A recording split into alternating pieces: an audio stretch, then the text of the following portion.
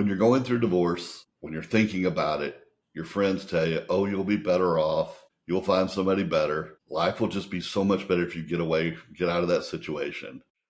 And then you do it and you exchange one pain for another. It's not that easy. Sometimes finding your legs after a divorce is hard work, and finding your new identity is not easy. And today we're just going to talk about that journey, the pitfalls of that journey. One of my favorite recording artists is a guy named Ray Wiley Hubbard. And he has a song he starts all his concerts with called Rabbit. And it's like a child rhythmic nursery rhyme, but it starts with, I saw this old dog chasing this rabbit. And I said to the rabbit, are you going to make it? And the rabbit said, I got to. And I just love that line because it's deep with philosophy. It's just, what choice do I have? I have to make it. So today I brought on a really good friend of mine, Denise Milliken. She is a real estate agent in North Dallas. Denise, thank you for joining us today.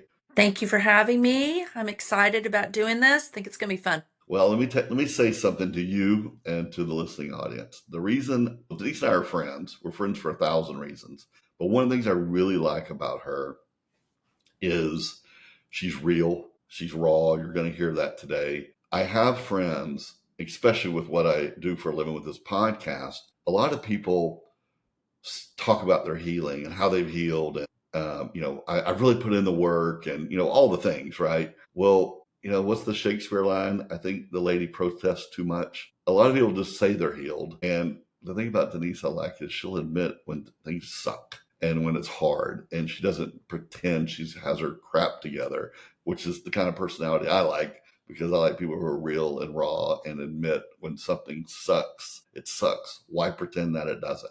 And so, Denise, I picked you today because I thought this topic was wonderful, because you and I have talked about how hard being single is.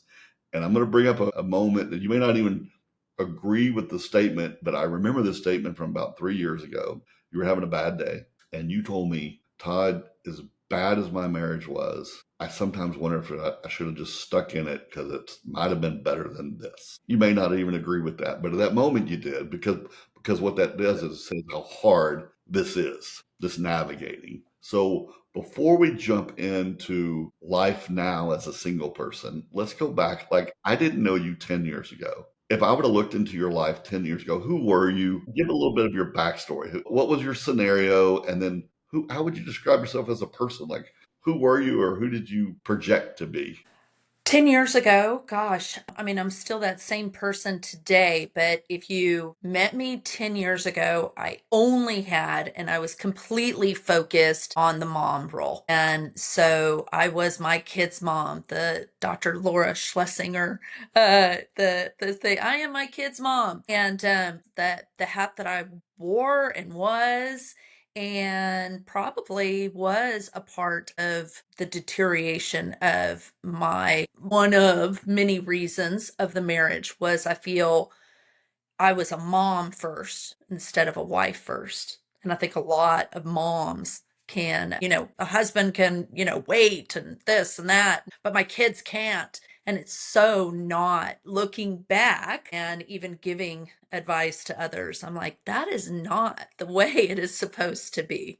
It is not the way it is supposed to It's be. an easy trap, right? It's a so easy trap Absolutely. because you feel like you're doing good and you're doing your work as a mom, but people forget that the healthy part of being a wife first sort of helps. Yeah, I can imagine that. Okay, so you're divorced. How does it reshape how you think about yourself? Like, what would you say? Who are you now? Yeah, you're still a mom, maybe an empty nest mom, but I mean, do you did it change the way you feel about yourself? Does it feel your value of yourself? Yeah, I think it definitely put me in, I think I would have been fine doing that role forever. And I still am, I'm still mom. But I think at some point the empty nest, I would hope that it would have shifted over to, I am Brian's wife. I don't know. I think I was always okay with finding my identity as a partner of someone. And so divorce definitely kind of is, I can't hide behind that anymore.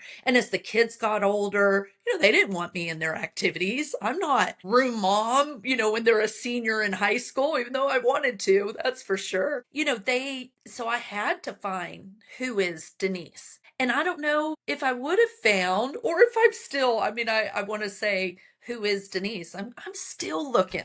Who is Denise? As I sit here even with my kids today, like, get a job. Do you know what you want to do? They're 22 to 25 years old. And I'm thinking, I'm 55. I still don't know what I want to do. So it's Yeah. okay. But we have that pressure of, finding who we are. And I think I'm still looking. I think it forced me to not hide behind and be okay with just am my husband's wife, I'm my kid's mom.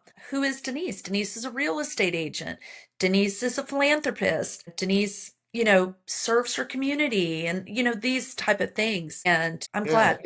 isn't that interesting? I mean, I don't like speaking with, blanket statements, but I was even talking to my ex-wife the other day, and we both were, sometimes we chat about, the tragedy of divorce, right? It's not like we're talking about getting back together, but we call it what it is. It was a tragedy. Our marriage breaking up was a tragedy. It was not a fixable one. Not that either one of us wants a fix, but when we were talking about it, we're like, had we not gone through it, I wouldn't be who I am.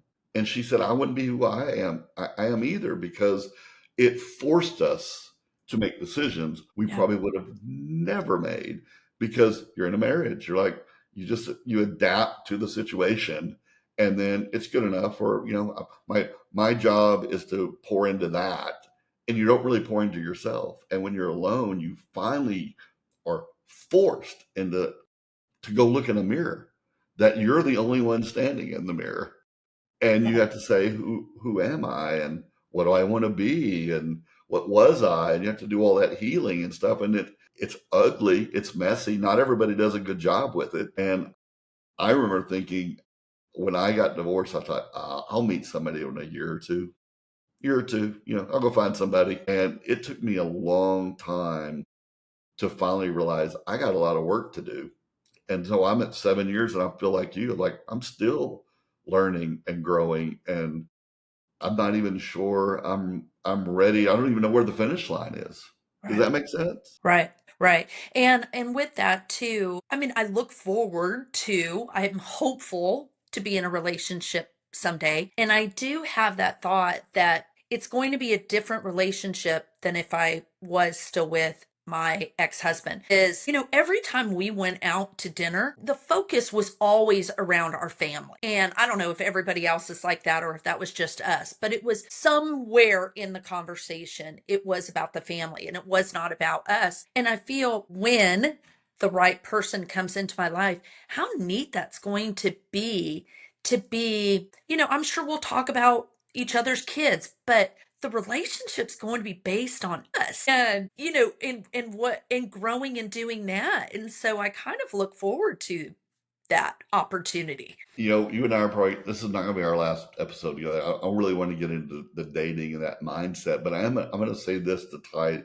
these thoughts together. I spent quite a bit of time trying to find my new me so I would be a better partner for somebody. Sort of what Mhm. you're saying is, like, I kept projecting what the new partner will be like, what that new relationship will be with that like, and then plus you start thinking about empty nesting, and then you're like, well, I don't have kids anymore, and then all I have is a spouse, so I'm going to focus on the spouse, right? Well, I'm going to say the other day, a year plus ago, I finally realized I can't just aim at this future mythical person. I need to aim at me. Like, what is Todd 5 years from now wishing Todd did today, Yeah, so that that guy can be a better guy? And I'm like, I don't. The spouse means nothing. Like, if I find him, I find him. If I don't, I don't. I can't be 5 years down the road wishing.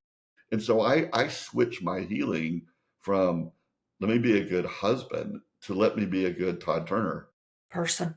Yeah, person. And then that person will benefit from that. But I don't have the lens of looking for a partner. in my healing anymore. My healing and my mindset is always what makes Todd Turner happy. What am I doing to invest into myself? What hobbies do I want to create? All that stuff. It's a sort of a selfish lens, if you will, but I think it's a good selfish lens. Do you Yeah. think that way as well, or what percentage of you is thinking I'm single, I need a spouse. I'm single, I need a spouse, versus that person may never come in. What is Denise going to do for Denise today? I think, and it's neat because over the years that we have been friends and we've chatted, I definitely think that there's a male perspective and then there's a female perspective on that.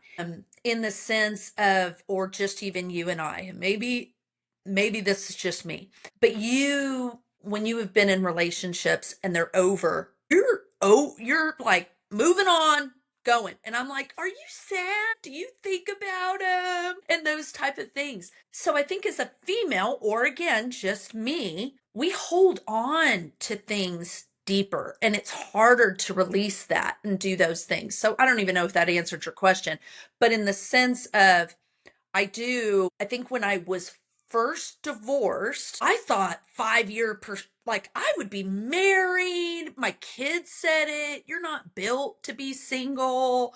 So it was always that I was just instantly going to be back identifying myself as something else. And then as time has gone on, I'm going on 8 years. I have had to look at myself in the mirror and go, you know what? That may not be what my future. So am I going to sit here and be miserable forever? Which there are miserable days. There are those holidays, all that kind of stuff. There's those sad days that it still sucks. Even if you have your life as going in a better direction, there's still crappy days that it's just like, well, this stinks. Yeah, I totally agree. I want to go there, but I'm going to go backwards. This is why that phrase I use all the time: "Men are microwaves and women are crockpots." Is that I'm a microwave. If I find somebody I like, I'm in, and if when it's off, it's off. And you guys take longer to glow up, and then you can unplug it, and it takes longer to cool down. And so I think that's the phenomenon you're talking about, because you do come back to me. It's like, what if she called you back? Would you take the call? What's her name? I don't even remember her name, and you're thinking I've got some emotional tie to it. Like, I can't even remember her name. That was last week. It Yeah. was. And then I'm like, aren't you sad? Like, let me help No, you with this. And you're like, no, nope. didn't even want to talk about it. Okay, but let's talk about those hard days. So it's really funny. Let's talk about let's put a word on it. Loneliness. I can still have a great life. Like, I travel, I do cool stuff for a living, and like I have a really good life. I get lonely still. Like, Yeah. there are times I'm lonely in my own house, and I guess I don't know if it's wrongfully think that somebody else being in it would change everything. Like, I still crave that partnership. And so I'm triggered. So I guess my question to you is, what triggers you into loneliness? Or yeah, let's start there, because I have a second follow-up question. But what are the things what makes you feel Let me think. Okay. I mean, there's so many. So I feel like, there? I mean, there's holidays is a big one. It's a big one. Only because, I mean, I have a wonderful community that, I could have somebody to go to a concert with at any time, but want to be sitting at their table for Thanksgiving in, that intimate family time. So I try it as, I don't know. So holidays are big. Holidays are definitely a trigger. And then, like I said, I have somebody that I could always call for a concert, those type of things. But there is something different than just having your person that, hey, we're doing, what was on your mind for this weekend? Okay, we're doing, those type of things. Travel's a big one. Again, everybody can have tons of friends that you want to go do stuff with. And I even find it funny that when I was in a marriage, there were the girl trips that you long to do. And now, or the girl weekend, I'm going to get away, or all this stuff. You're always looking to get Yeah, away those from were the person special. that was there.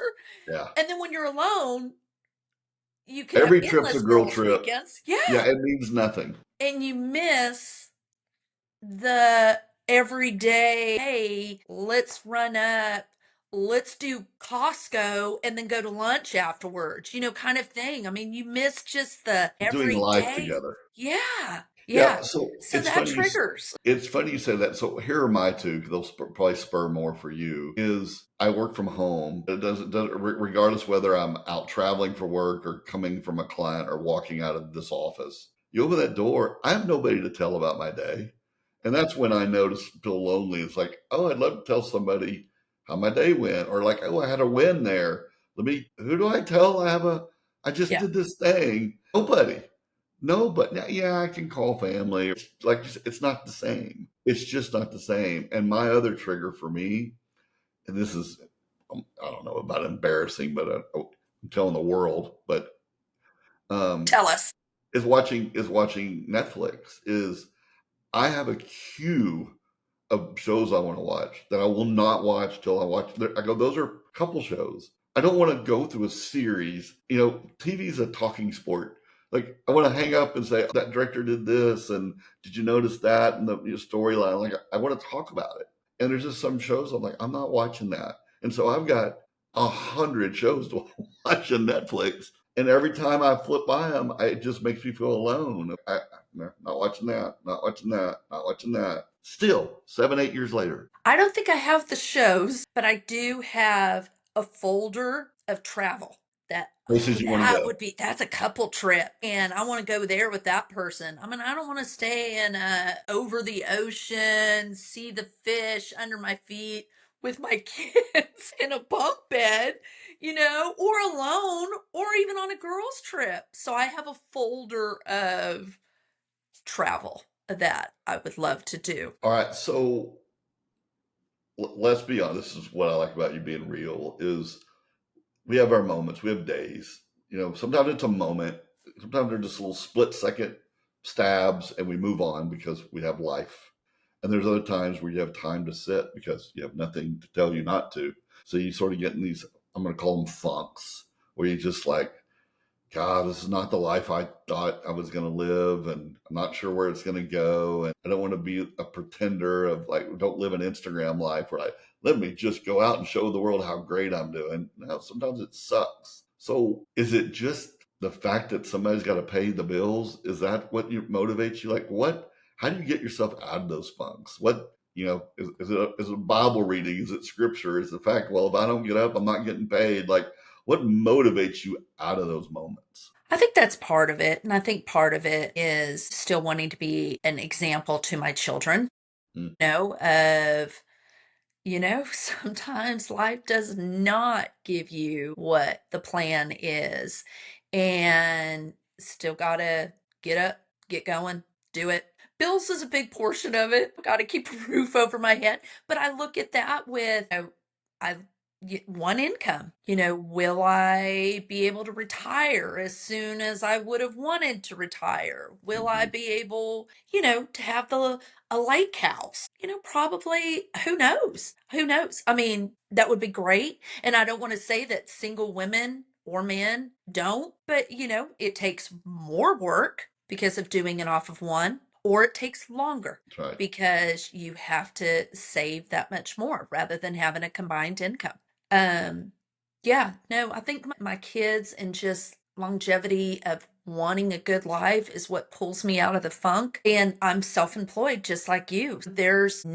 I'm not You don't get a day doing off. nobody. Yeah. I don't have a day off, but there's no one, I don't have to be somewhere at 9 o'clock. So those funks are hard for self-employed people. I will say that because I have had the days where I'm depressed and I go, you know what? I'm just not even getting out of bed. I will watch movies in my PJs and Uber Eats. Yeah. And I there's mean, nobody to tell you not to. nobody's telling me not to. I tell And there's those days. I tell my friends that ask me about being single, because sometimes people that are in their marriage, they've got their marriage to deal with, and they look at me and they're like, "Man, you live a great life," and "Oh man, it must be so nice." And I'm like, "Let me tell you something. Being single, the greatest thing about being single is I can do whatever I want when I want. The worst part of being single is I can do whatever I want when I want. Whenever I want. It's Yeah. so bad because no one's going to walk over to your bed and say, get out of bed. Yeah. Or I need you to do this, honey. Or, hey, are you okay? You're like, no. Or here's a big trigger, because that's one big one. When you're sick, who runs to CVS to go get your cough medicine? No, you gotta get, you're all done. I'm death door, and you gotta go get your own medicine. But that's a big one, is having a partner that would, hey, I'm sicker than sick. I'm not getting out of bed. Will you go get me medicine? Yeah. Yeah, I wish I had this phrase better memorized, but joy is doubled and burdens are halved. And that's true in your relationship. And when you Yeah. carry it all, you have, like I say, you walk out the door, you have nobody to tell the good news to. And then when you have a burden, you have nobody to share the burden with. And it is hard. Yeah. So let me ask you this. What would you say to Denise now versus 2 years ago? 'Cause you and I used to argue about travel because I was like, Denise, go I do know. something. But what have you probably done that the old you didn't think you could pull off? What are some things that you've actually got some wins on of, like, you know what?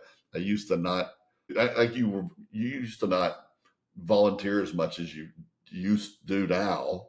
But is Right. that a win? Like, is that one of the things you're like, you know what? I'm going to go do the things I want to do or serve in ways I used to not. I mean, I don't want to force that one on you, but are there other things even that you have grown into finding your legs, your single legs, if you will? I think I've always served. So that, I think that has always been the same. I mean, I definitely have more time to serve, because a relationship definitely is a component of your time. And so when you're not in a relationship, you have more time to do that, or you have more time to waste. But I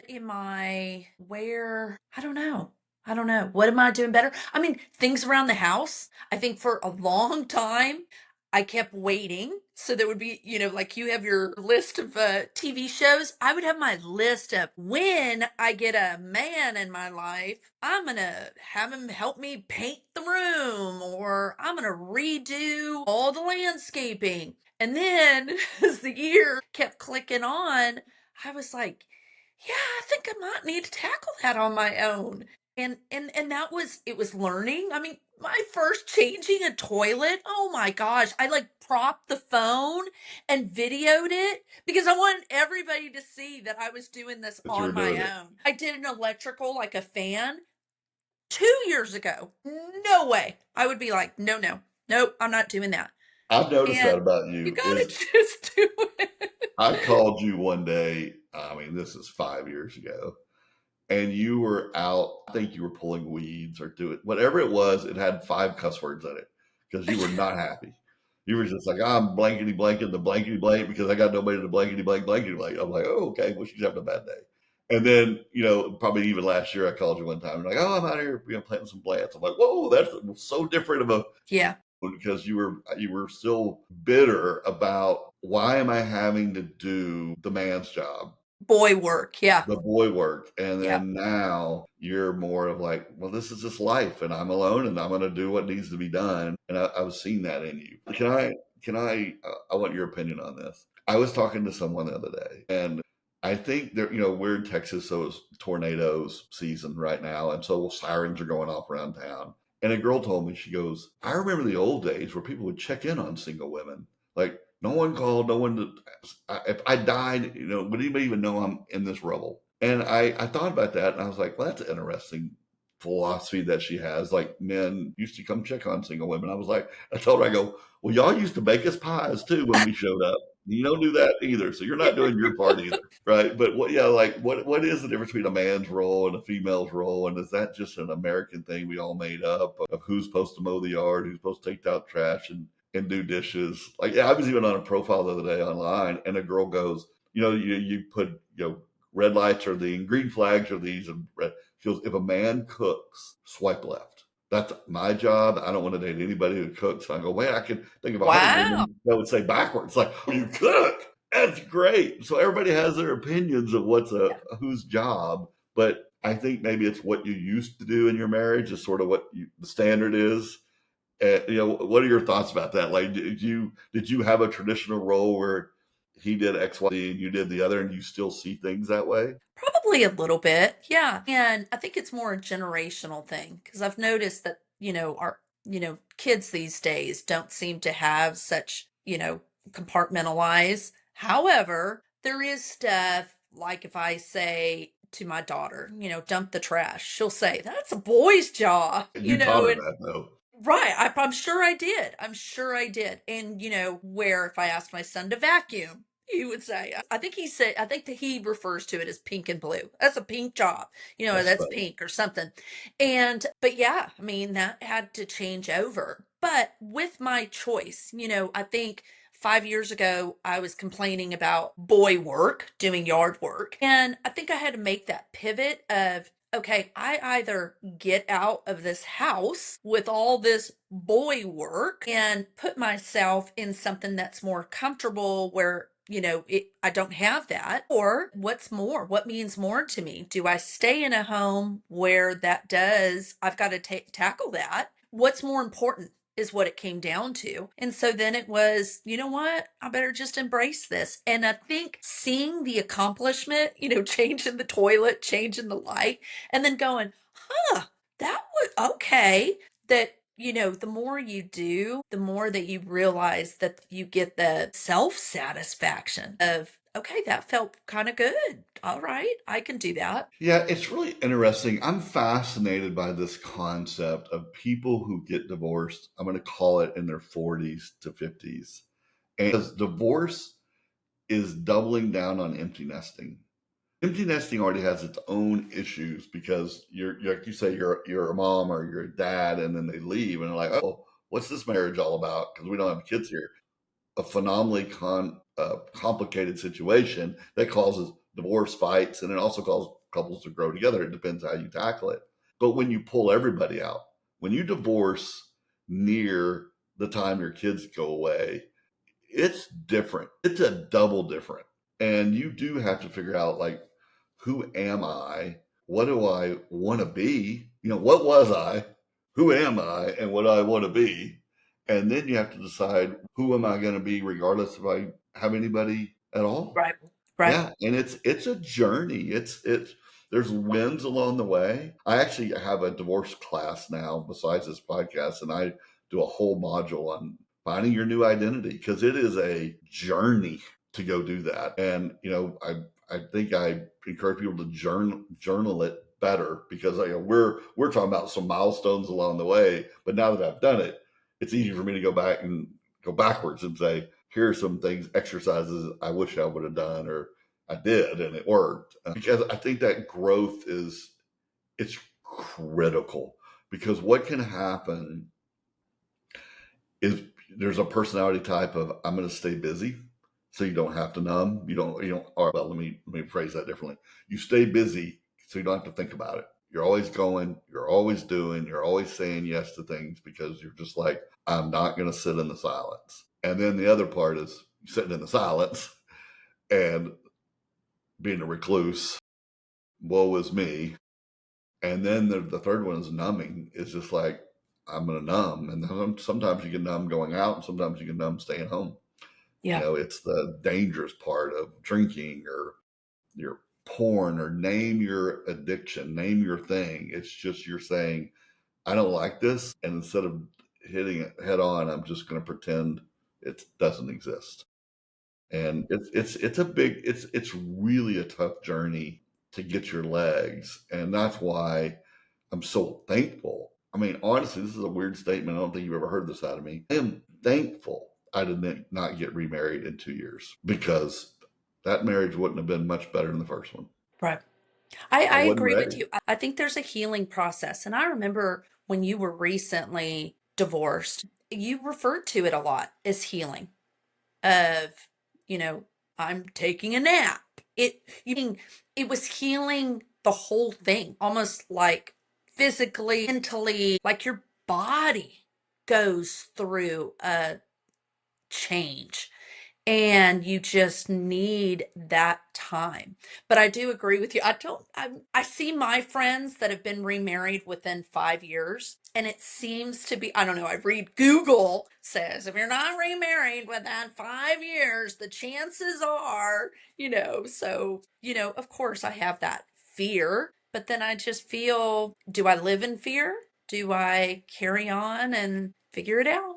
Figure it out. Yeah, yeah, it's I mean, I think it's dangerous too when you finally. This is so funny. I had this conversation the other day with someone. This is, write me a letter if you don't like what I'm fixing to say, because this is sort of gender specific. I may be wrong, but from my observations, and I have plenty because I date more women than y'all women do. So You do. I have my perspective. I can see patterns that y'all don't see. And sometimes by the time you find the woman who has her crap together and she's independent, then she has a wall up that says, I've worked so hard to finally be happy with me, that Mm, now they look at you like, well, you better fit into my box because I've made a perfect box over here. I love it. I love it. And then now they're the hardest ones to date and break through because they worked so hard to create the new them. yeah. They're like, well, I won't tolerate anybody who doesn't blah, blah, blah. And I'm like, well, that's not a relationship, because two independent people are not going to just share a roof and a bed. We have to share lives. And if by the time you get your crap together, you've still got to stay flexible and open for that other person, or else you're going to die alone. I remember you saying that one of the things you hated on the dating profile was, what was it? Like, I don't need a man, I want a man, or I don't want a man. It was either, Yeah, and it I was was like, that. And it was well, the I think mine independence. says that. I want, and you were like, no, I don't. I want them to need me. I don't want, is that how it went? It Want me? was. Yeah. I used to gripe when I see the word independent. It was a big red flag Yes. because Yeah. it was like, I don't want somebody independent. I mean, yeah, we're all independent. We're all paying our own bills. Well, I got it. So what do you mean by that? I'm independent. Like, so I was always trying to understand it. And then it was like, I don't want a man. I need a man. I'm like, well, okay, well, I don't want a woman. I need, like, it's a dangerous thing to say because it implies so much. And it feels to me like it's saying, I have my life together. I have my routines. I know where I get my peace from. I've created a world that's really, really great. And if you can fit in it, great. And if you can't, you're not. Well, that limits who you're going to bring in. 100%, because now you're judging me and interviewing me to see if I fit in versus trying to get to know me. And it's like same with, it's sort of the same thing. Like I think, would I say that back to them? Well, I just need a woman who fits in my life because I'm going to do everything I'm going to go do, and you better fit in or I'm not going to have you. Well, that would make for a crappy relationship. I want a new relationship where you bring the best of you and the worst of you, and I bring the best of me and the worst of me, and we build something new together. But I want to be the healthiest person I can be going in, but I hold it loose. I still want to hold it off. I want to have hobbies. I want Todd in 5 years to be so happy with what Todd's doing today that he thanks me. Like, thank you for learning how to salsa dance. Thank you for learning Spanish. Thank you for going to therapy and working on that trauma thing.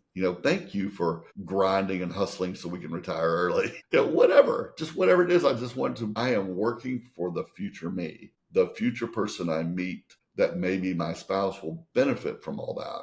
But I don't want to have a rigid attitude of, I'm here to create a perfect life. I'm too old to bring nonsense in. Well, guess what marriage is? Bringing nonsense in. Nonsense.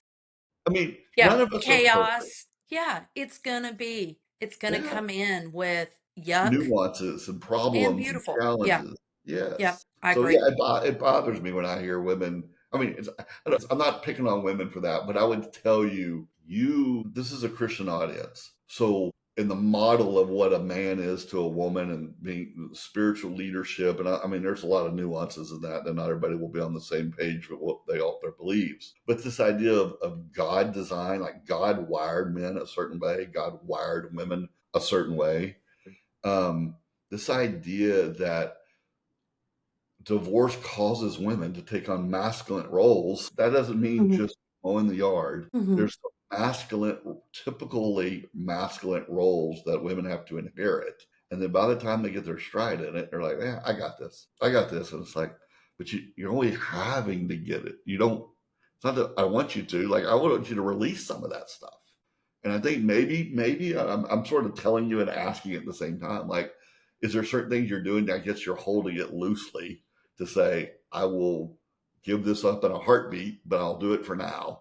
But you're willing to say, I would release some of these things, or do you just get calloused over time to say, but I'm going to create the life I want for myself, and I'm not going to even consider somebody else coming in and running that? What are your thoughts on that? I hope not.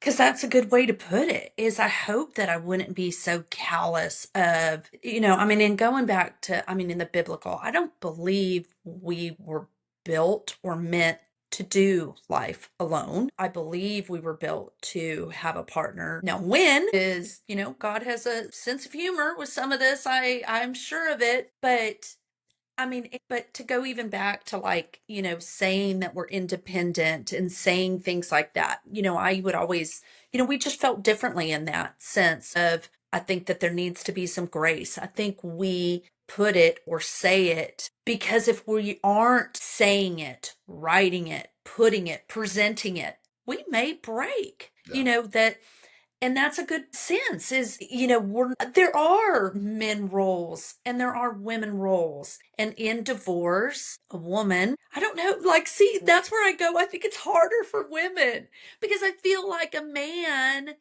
oh, well, you have to take on woman roles. What? Yeah. Cooking? I mean, you're already, I don't know.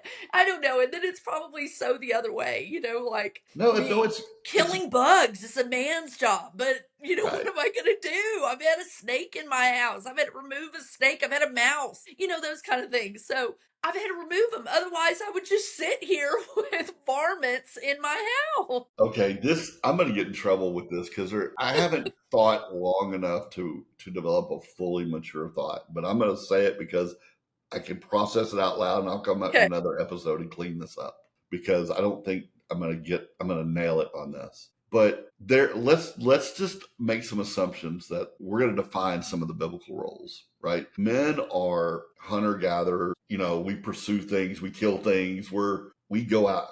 The woman is our helper, right? Eve was a helper. Yeah. And we can still be men without a woman because we do all the things that we do. Right. It's better with a woman, but we Right. can still do it. When you're a helper and you don't have everybody to help, then now you're helping yourself, and then now you're out being the killer and the whatever. And so you're getting a role, you're getting an extra role on top of your role where we're just keeping our role, if that makes sense. So I I think agree. I hear you, but I'm going to say something now. By the way, what I'm fixing to say, if you've seen the clip, I will be butchering this, but maybe I'll find it and I'll put it out somewhere. But I saw a clip this week and I put it on my Facebook story. I do stories, they disappear, but I don't like Yes. putting stuff all on my wall. Right. But I probably saved this because it was so good. It was a little petite woman. I'm going to call her in her 30s, maybe. And she was a New Yorker and she was in front of a microphone like she was standing at a conference or something. And she so beautifully talked about this. And she said, she was talking, I think, to married women who did not think highly of their husbands. And she says, I don't care if you think your husband's a bum. I don't care if you think he's lazy. I don't think if he sucks in 100 different ways. God still gave him a role. And he, even at his worst, is better at it than you are. And Mm. she goes, think about it like it raining in New York City. And she goes, you know how those little places pop up where they sell you those little $2 umbrellas? Well, some people may walk around with a $500 umbrella, but that $2 umbrella will still cover you. Your husband's job is to cover you. He may be a cheap $2 umbrella, but you don't have an umbrella and you're going to get wet, but that $2 will cover you. My job is to help him cover me. He's the coverer. I'm his helper. Mm-hmm. It's wired in him to do that. It's wired in him to protect me from the rain. He may suck at 100 other things, but he can do that job. My job's to help him. So as he's covering me, I don't poke at him and nag at him, whatever, because he's doing his job. And she goes, I may not like all the other stuff, but he has a role. And I think I was blown away. sorry for those who have heard it. That was a horrible job. She did a way better job at it, but it was just mind opening. I was like, wow, I've never heard somebody say it this good. When we're divorced, I'm fascinated by when you're dating, when you flip into the roles, because, you know, I don't have the opinion that a man is over a woman. I have an opinion that a husband is over a wife, not a man over a woman, which I think that's why a lot of churches get it wrong, because a man, you know, like the pastor, the elder, he thinks he's over that one. No, that's not your wife. That's a woman. She's equals, even Steven to you. You don't have any authority over that woman at all. Your wife and y'all have some roles, but man and woman, it's just, I'm not over a woman walking down the street, right? I have no authority. I'm not her cover. I'm not her armor bearer, if you will. And so when you date somebody, when do you become a leader? When are you a leader? When are you a protector or whatever? And I think a lot of guys, back to the microwave deal, I think a lot of guys come in and they try to love bomb and show you, oh man, I'm this, and this. And then, you know, because different people's personalities, as soon as they sort of conquer it, they move on to the next thing. And you're over here like, wait a minute, I thought you were protecting me, and I thought you cared about me, and I thought it was going to be this way because you were turning on your crock pot, warming up to the idea. And then he left. And then you're like, well, screw this, enough of this. And I'm just going to unplug the crock pot, if you will. Yeah. Yeah. Right? Am I on to Yeah. something here? Yeah. Yeah. No, I mean, I think the only thing I would add in there is, when you said the pastor is not over a woman. If what I hear and what I see though is what is expected of, and I won't even use the pastor role kind of thing because it might be more but of a man. If you and I were out to lunch as friends, so we're equals, but a robber came in, I would look to you as the man to protect the female. Does that make Yes, sense? it So is. it is that gender role of, and yet a woman. I mean, I'm trying to think. Like, I mean, I don't know. I'm even going gross. Like, if a man burps, it's almost like I don't know. It's kind of I don't know. It's not because that's gross. It's probably a horrible example. But like when a girl does it, it's just like, oh my gosh, and it's just like, really, I don't know. I The double really have to standard is think what of a you're saying. better example than that. But It's there just is these men and women roles. And we do look to men, whether they're with us or not, to protect us. I don't know. Maybe that's why they've always been the well, president and why they've always. don't forget, this is why it's so frustrating. I mean, I'm not trying to get political, but the women's lib movement of like, we'll open our own doors. Well, now we're like, we don't know whether we open one, we get cussed at. Open We our door. open, yeah. So I open them Foolproof, all. open the door. I Yeah, do. no. I mean, unless you're dating someone who, yeah, Well, doesn't, I will not date that person. okay. Yeah. I Yeah, mean, I it's want just, I don't traditional. know. I don't know. I mean, it might be nice. Maybe they'll pick up the bill. All right. Well, And that's so. we've One had that time discussion a lot. we've had But this discussion, and I'm yes. going to go ahead and double down and Okay. tell the world. You and I went to a circus a year ago, Yes. and we're friends, right? You and I go out. We probably, hey, it's your turn to pay. It's my turn, or we split the bill. I don't even think about it because we're friends. I don't even think about it. Well, we went with my sister and brother-in-law to a circus. Well, they were going to buy their tickets, and she looked at me like, "Well, you're buying Denise's, right?" And I'm like, "No." She goes, "Buy Denise." No, she elbowed me like, "You're a jerk." And I'm like, "I did." I had to go tell her. I was like, "Tina, that's not fair. You're putting me in a gender Yeah. role. Like, if I pay for every girl I ever just go out with, I'll be broke, which means I won't be asking anybody to go. Like, you're not thinking through my situation. Like, I can't pay just because I'm the guy. That's illogical." We had a big argument. Right. Right. No, I do remember because I do remember milking it a little bit with your sister. Like, yeah, You did. Todd's always cheap. He never pays for me. You I doubled down and totally put milked salt on it the and wound. worked it because I had her on my side. But with that, I do feel it is a man's responsibility to pay on a date. A date, I'm fine with. Okay. A But date, but I think there's a lot of, as I've dated, and again, probably a whole other podcast deeper into dating, but there are a lot of men that are like, okay, well, if I'm not getting something at the end of the night, then we're going Dutch or something like that. And I'm thinking, that again, that's not, and maybe it's the generation thing, but that is not the role. It is the man's. I don't know. I'm probably going to get a lot of hate. Send the letters to Todd. I mean, like I said, this is a whole nother conversation because this idea that if we're, I think women do try to have it both, have their cake and eat it too. It's, well, the man needs to pay. You know, I need to be pursued. It's like, well, but are we playing the whole pursue game correctly? Like, if I come and offer you marriage, is your answer yes? But I mean, in other words, how far back are we going in history of whose role is what? Because am I supposed to exchange two goats for you and you have to come with me Yes. because I offered two goats? Like, how far are we going back here? What culture are we talking about with what does pursue mean? And my argument is I want somebody to pursue me too. Right.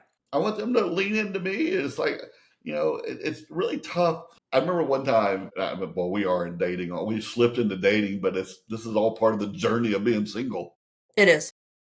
But I hate when people in their profile put almost nothing. And you ask them a question, they're like, well, hey, look, take me out. I'll tell you in person. No, I'm not dropping $50 to have you walk To in the learn. room and I Yeah. realize, or $100, and that you're not my person.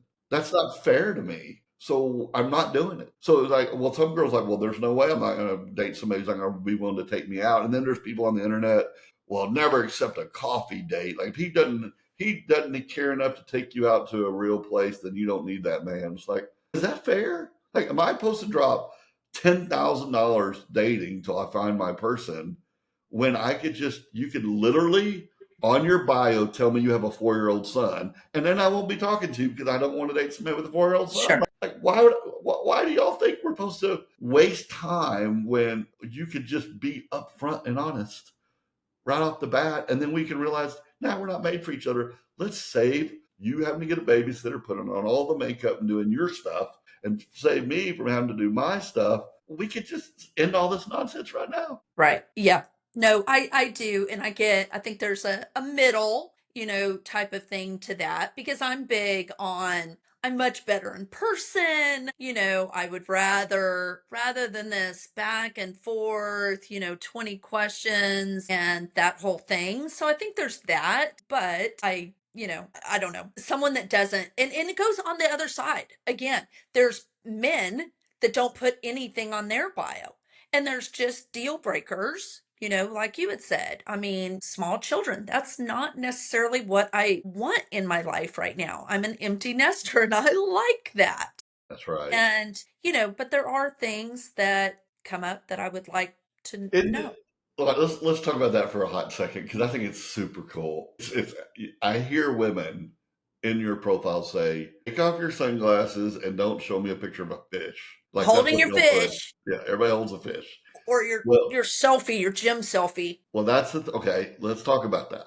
Okay. I'm not saying it's right, but I'm Okay. letting y'all women into a mindset.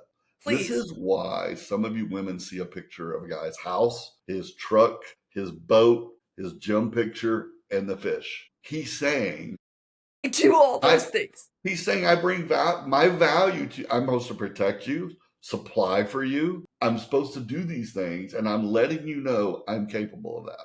This is what I've built. This is who I am. I work out. I can protect you. I can offer you something, and that's their way to say it. I'm not saying it's right, but that's sort of what's going on. And they don't know how the flip phone works to take a dang selfie, which is enough reason not to date somebody. It's 2025. They can't take a selfie.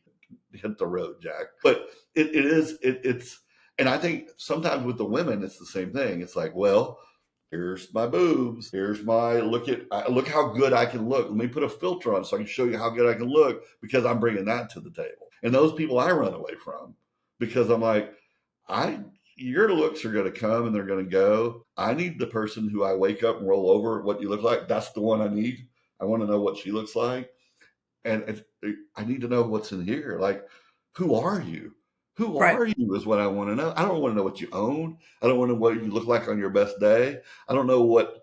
I don't care what Snapchat thought you looked like 6 months ago. when you took a picture of yourself on Snapchat with some With filter. bunny ears and yeah. What a waste of time and effort. It's just frustrating. But we are so, I mean, first impression. So I think what we're trying to do is put forward that first impression. I mean, the filters, I get. No. I don't like the filters because I don't want it to ever be where you walk in and they walk right You're like, oh, past me because I don't look anything like my picture. I mean, I try to keep it. So I get that the filters are a little bit too much. But if I have 15 photos on my phone, I'm posting the best one, of of course you course. do. We all do. I'm not posting the one that may show, a little Yeah, the fat side view here. of me I'm not eating at a posting buffet. that one. Yeah, so I get that. But then it was funny too how you go, well, we post the car, the gym, the fish, so we can show that we do all these things. I've never posted like me making eggs and Right, me vacuuming to show that I'm the full, at church doing this. And, right. no, I haven't done. But no, I do feel we put our best foot forward in the hope that in this Here's what I that can be to you. yeah. We're gonna change this topic real quick, but Okay. this last month or whatever it was, however long ago, I always say the other day. The other day means the word Right. other day 2 years comes out ago. of my mouth. It means nothing. Yeah. It can be 20 years ago or yesterday. But the other day, I had a person who sort of sent some what I assume were filtered pics. They were borderline, and then Yes, you told me. I went to their Facebook and I saw a picture they put. And when I say 20-year difference, like 20-year difference, and I'm like, why would you? I mean, when I meet you in person that I'm going to flip my lid. So how does it do you any good to put a fake picture out there? Like, Yep. and guys do it. I think guys, women, y'all know how to work phones better, so you're probably better at it. But men are horrible, from what I understand. So I'm posting a picture of them 20 years ago to almost show, hey, here's what I used to look like, Right. or here's what I looked like before I gained 20 pounds, and they'll post that picture. It's like, why? That's not the guy walking in. But in their mind, they're saying, you're marrying that guy. I just happen to not be in shape right now, but man, I was. I might could It be could again. be again. Yeah. Right. I had hair. If I wear a Yeah. toupee, I'll have hair again. Right. Right. And they No, come bald, and you're I like, think it what? is. I think it's the, or even the illusion of I think I still look like that. I don't know. I don't know. But there are some that are just that It's is not. And my big thing being tall is the height. I mean, don't lie about your height. We're they're gonna gonna find out. know. Yeah. Yeah, we show up and you say you're 6 foot and you're 5'5". You don't want to hop off your bar stool. And it's like, It's height with men sort of works like weight. It's this idea. Let's say a girl was 120 last time she looked. Well, then she knows she's a little heavier, but she's like, yeah, I'm 120. And then later it's, well, I'm 125. It's like, no, you're 148 for sure, but you in your head you're 120 and you just got a couple more pounds to lose. Well, men that aren't 6 foot is the magic number. it is. So what happens is a guy who's 5'9.5", he's like, well, I'm 5'10". I mean, I'm 5. If I I'm 5'10". Well, then you're like, well, if I'm 5'10", if I wear boots, I'm 5'11". So then So he's then I'm 5'11". He goes, all I'm gonna do is just sit up straight. right, I'm 6 foot. right, I'm 6 foot. right. And then they'll tell And you so they're it 6 foot. live it.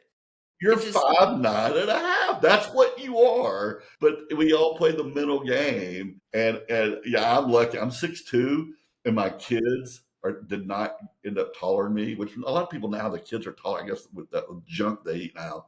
But my kids are both shorter than me. And they're like, Dad, you're not 6'2", you're not 6'2". I go, son, I'm 6'2". They go, there you're not. And so I go, all right, let's go. We grabbed the tape measure. I went that's true. barefoot. I stood up, 6'2". I'm still 6'2". I'm 55 today. I'm 656. I turned, it's my birthday 56. today. I think I'm Happy 56. I birthday. think that's right. I'm 56. still 6'2". Have not shrunk yet. I'm claiming 6'2". And if I wore boots, I'd be 6'3". But I just say 6'2" because I'm 6'2". Funny. When you're over That's 6 foot, you don't have to lie. It's all the people shorter than 6 foot. They're the liars. See, and I think I go because tall women. So, I mean, I always wear some kind of wedge, but I try to lie the other way because I think men, Well, they get intimidated or they don't, or they're That's that short, borderline. under So 6 foot. I'm only, 5'10", and yeah. I'll hunch over for you. So the opposite. See? So it's just that first impression of what we put out there that, yeah, we want to be, and I don't want to even say, because I could honestly care less, but ultimately when you're on it, you want to be picked. You want to be the one that's picked. But Isn't after it you've been funny? on it for years, I'm like, I could care less. I get on dating, once, I don't know, once a week. Like when I'm in the bathroom or something like that. I'm like, I haven't checked that in a while. Let me check. Where when you were first single, I mean, it was You your leave it open. job. You did it. You were in. And now I'm like, I don't know if I've gone on a date in 2025, Yeah. you know? It's really interesting you say this. I'm at a point with the apps. I mean, there's layers of this conversation for those poor souls who have been on the apps. We all know the problems. There's Yeah. so many layers to the phenomenon of how it works and ghosting or whatever. That's a whole podcast in itself. But I really have I'm going to tie this into everything we've been talking about. When you work on yourself and you know who you are, those 7 pictures and that little bio doesn't have a shot of telling you who Todd Turner is. I don't care what picture I upload. I don't care what witty little bio thing I put. It's not a fraction of who I am. So sometimes I'll open the app, you just see, and there's times where you're like, I got 7 matches. And there's other times you get 0, and your heart hurts a little bit like, not one person in Dallas thinks I'm worth a thumb to the right. Not one person in Dallas. You get a little Right. ticky, pissy with it because you get offended. But at the same time, I'm like, I almost like to pray, like, Lord, thank you that there's nobody I'm wasting my time with today. That That's a good perspective. if they Yeah. don't know who I am or don't want to know who I am, good, good. I just saved $100 because I don't have to waste time to find out you're not the person either. So I'm actually okay with that. Actually, the less is more. I'm very intentional about only swiping on who I think honestly this person looks pretty because they put their best pictures forward, like you said. They look a little witty based on they put nothing. I'm left. I don't care if it's Cindy Crawford and it says she's 1 mile from me. If she has 0 bio, like, come on. If you don't want to put any more effort than that, then you're at the left. And I'm like, okay, now that I met you, now you got to pass the test of, are you engaging at all? Yeah. If you're just barely checking in, or I text you and I don't hear something back, then you're not really interested in meeting somebody. So I unmatch people all the time. I'm like, if I text you and you haven't answered me in 2 days, unmatch, because Done. I don't have time for that. And then if I meet you and you have that little witty banner, I turn that into a phone call. It's got to be a phone call and or hopefully a FaceTime. I make very few exceptions because you can learn so much more about somebody when you can hear them, see them, and then they pass that test, then you meet them. And then I would say 99% of the time, the dates go wonderful because we put in the I've already work did the awesome. to know it's going to go wonderful. So I hear Yeah. you when I've heard people say, "Oh, I'm just so much better in person," or my pictures. I get told all the time I'm prettier in person. I'm like, that's not my criteria of whether you're prettier in person. No, I don't There's want to more go to it. meet you. I need to know who you are. Who are Yeah. you? Because Yeah. I've been working on who I am so that I'm not wasting your time. Well, don't waste my time. Like, who are you? And if you're not willing to be honest and put in the work, then I don't have time to talk to you. I'm too busy with my life. Yeah. That makes I had sense. a question with that one though, and I mean it's a serious question. So when you go on and you don't have anybody that has liked you or whatever, do you think you go further and further out of not, like, it's not what you focus on? You know what I mean? Like you find your time, like it's a drug. Literally, if you're getting the hits, even if they're go well, I mean that's not, if they go nowhere, you check back on, you check It's an back on or ego boost. whatever. It's an Yeah. ego boost. Yeah. But if you don't, then I think it's back to even our earlier part of this conversation of, I'm not getting that from this. I've Hmm. got to get it somewhere. That's right. Where am I going to get it from? I've got to get it from within. So there's something to being single longer. Is maybe the whole point of this whole thing was I needed to find who Denise was in her own skin and be comfortable before I can ever be something more to someone else. Boy, you nailed it. If I that don't like mirror, it. no, I can't that's say perfect, that I love that plan, but but it's the right one. If you don't it look is. good in the mirror, if you won't swipe right on the person in the mirror, it doesn't matter what's in the phone. Like it's who am I? Who am I going to be? What am I working towards? And I think that's the one that frustrates me sometimes is I like women who tell me I want to partner with somebody so that we can become something great. Or I'm here to be your right hand person. Like, oh, now that you let me, I'm already trying to go far down the road, but with you, we're going to go further. Yeah. That's the person I'm looking for, not the person who to repeat and miss little independence. Like I have a really great life, and I don't need you, but if you want, you want to swipe right, I'll see if you fit. Well, Right. that's not good luck. Good luck for the Right. poor guy who exchanges his money for that girl's beauty and peace. What a mess that's going to be. Superficial as all get out. I don't want that. I want a partner that we are 1 + 1 is 3. That's what I want, and I don't want to settle for anything else. And so Right. once again, yeah. Back to I want to really underline what you said. Get the mirror right. Yep. Get yourself right. Find your new identity. That takes time. Being on the app, staying busy doesn't do it. You've got to have some quiet, alone time to reflect, to work, to put in the healing. It's not easy. It's not like you get a divorce, you go to therapy for 2 months, and then you're ready. It's a journey. I think I've said it before. I thought I'd be married within a year or two. Here I am at 7, and I'm like, I'm not even done. Like, I don't even know when I reach a line that's far enough down the road that I'll be like, man, I got my crap together. I don't think I'm going to have it. We're Christians. We're sanctification goes till I lay in that casket.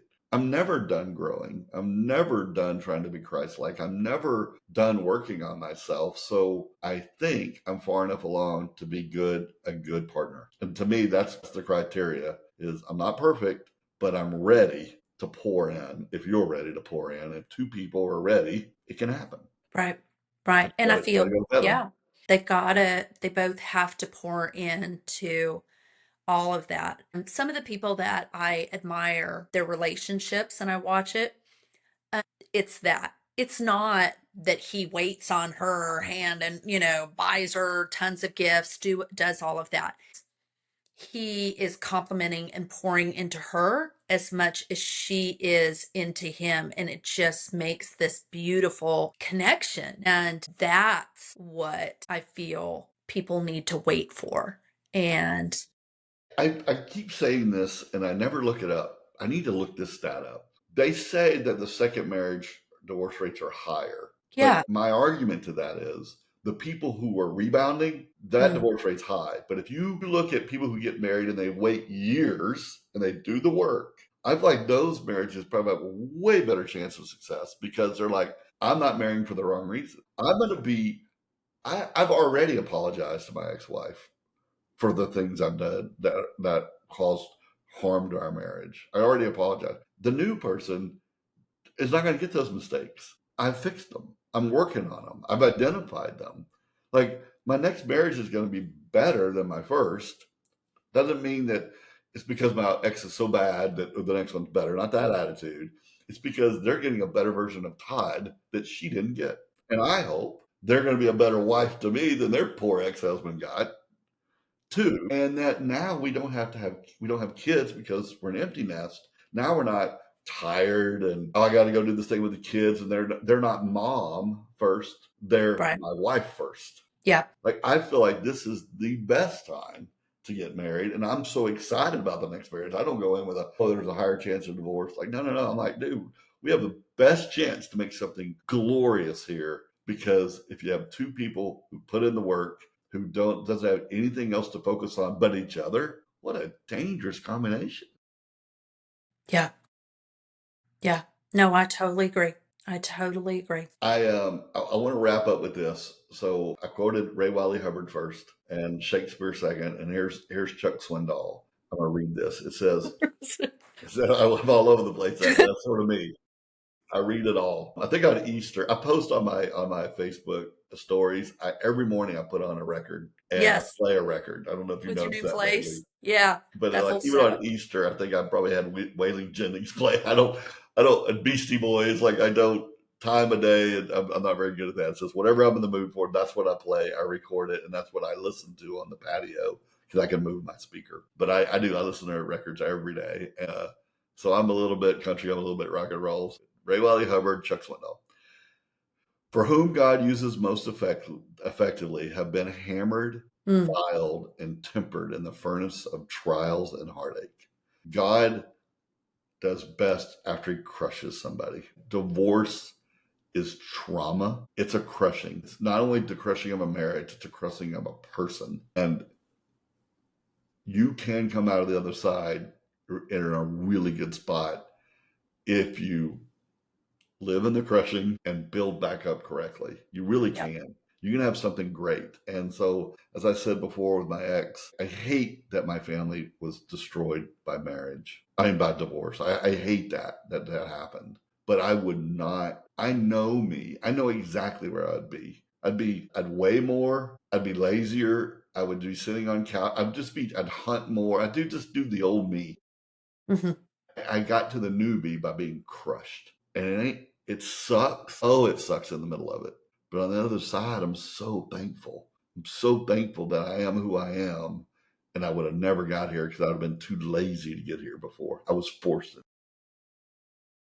So, I agree. I totally agree with that. I mean, I think of like, how diamonds are come put under that extreme pressure. And I think what I've learned through it is instead of just rushing it, you have to just go through it.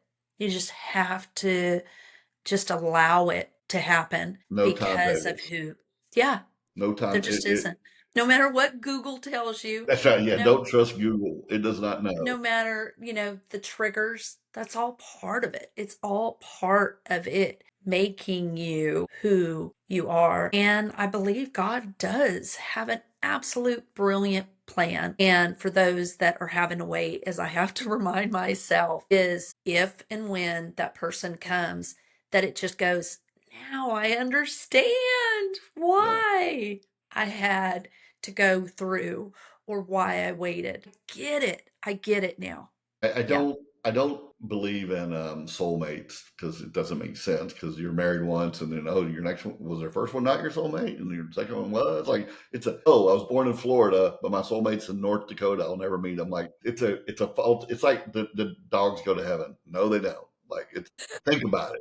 All our pets don't follow us around in heaven. Like that little alligator you had when you were two, he's going to be in heaven waiting on you because God says all pets go to heaven and you got to take it whether you want him or not. He was your pet for 5 minutes. Like it makes no sense. Same with soulmates. Soulmates make no sense. I do not believe in soulmates, but I do believe in a God who is literally providential, and you're either sovereign or you're not. God doesn't just know what's going on. He orchestrates things. So I do believe that there can be somebody out there for me that when we get together, like you said, you'll have a clearer vision of stuff.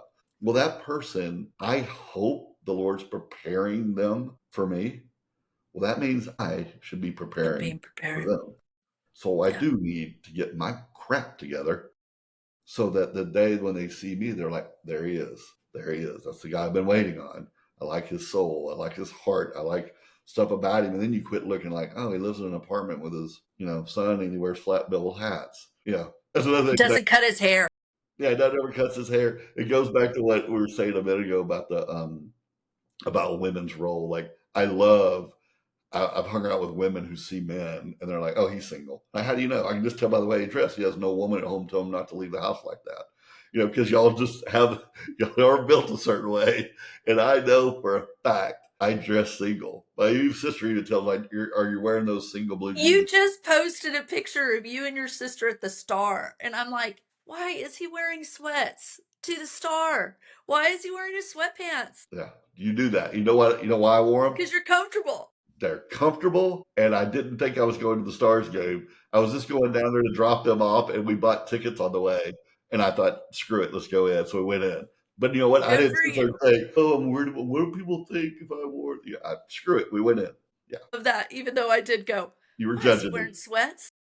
Yeah, well, thank goodness you didn't text me and tell me to get alive. So I appreciate that. All right. So if you're listening, go look on toddturner.com, and there is a class that I have that you might be interested in. It's very low cost, but it is the different steps in divorce recovery. And one of these is building your new identity. And I'm probably going to take this video and literally put it up in there just, because there's people who take that haven't seen this. So I'll put this episode in there as well. So Denise, thank you for taking your time. This won't be our last one. We rambled for 20 minutes on dating and we weren't even trying. So I know we We got weren't supposed hours. to. Yeah, we got it. No. Thanks for sharing your time and effort. And it's been fun to sort of watch you grow with me and learning how to get our single legs. So thanks a lot. Thank you. If you like this content, then subscribe for even more resources, fun, laughter, and sound advice for Christians adventuring in unyoked living.